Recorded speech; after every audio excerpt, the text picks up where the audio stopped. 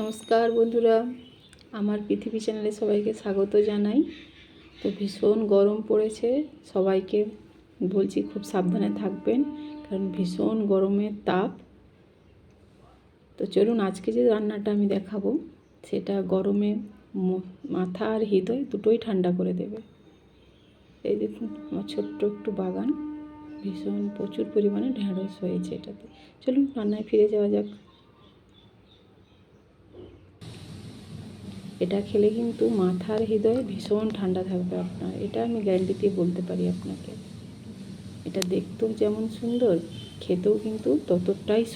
যারা ফেসবুক থেকে দেখছো লাইক শেয়ার কমেন্টস করবে, এবং যারা ইউটিউব থেকে দেখছো চ্যানেলটা অবশ্যই সাবস্ক্রাইব করে নিন, যাতে আমি নতুন কিছু ছাড়লে আপনারা অবশ্যই সেটা দেখতে পান।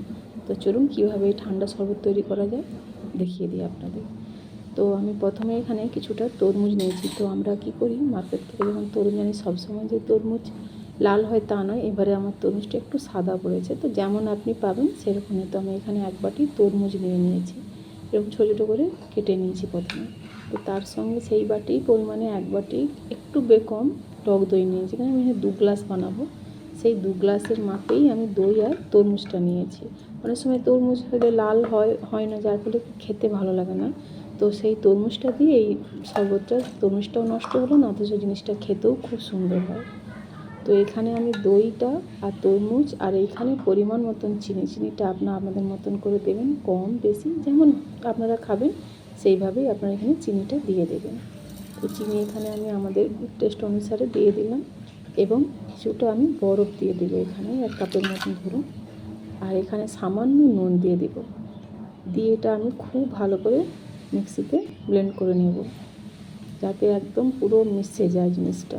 এটা খেতে দারুণ হয় বন্ধুরা, বিশেষ করে এই গরমে এটা খেতে দারুণ। আর এটা খুব প্রোটিনও থাকে, কারণ টক দই থাকার জন্য, বা তরমুজে ভীষণ জল থাকে, এটা আমরা সবাই জানি।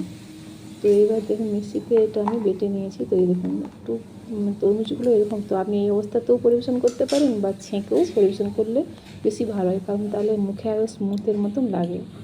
এখন আমি ছেঁকে নিয়েছি, এবার আমি এটা কিছুই নিয়ে এবার গ্লাসে ঢেলে ওপর থেকে বরফ সাথ দিয়ে পরিবেশন করতেই পারেন আপনি এই ঠান্ডায়, এই গরমেই শরবতটি।